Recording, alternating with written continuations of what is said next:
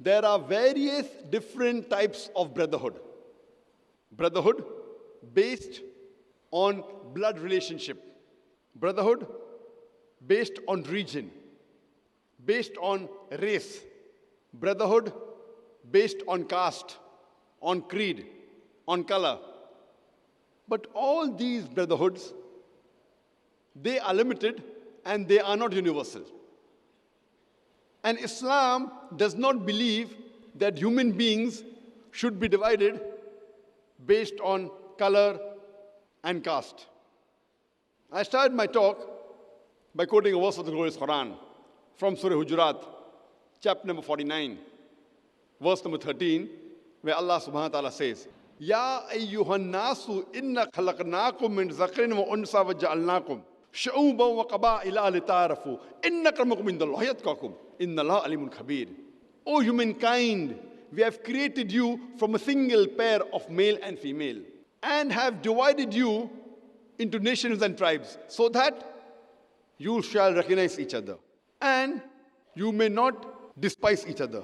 And the most honored in the sight of Allah subhanahu wa ta'ala is the person who has taqwa, the person who has God consciousness, piety, righteousness.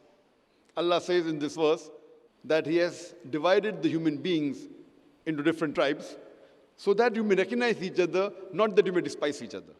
And the most honored in the sight of Almighty Allah is the person who has taqwa, God consciousness, righteousness, piety. Allah says in Surah Rum, chapter number 30, verse number 22, that amongst His signs, He has created the heavens and the earth and has created different languages and colors. Verily in it is a sign for those who understand. Allah subhanahu wa ta'ala has created people in different colors, having different languages, so that you may recognize each other. And this is a sign for those who understand.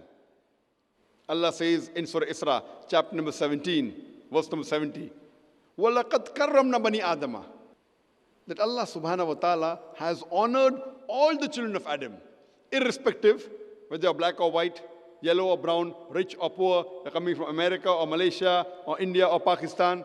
Allah subhanahu wa ta'ala has honored all the Bani Adam, all the children of Adam.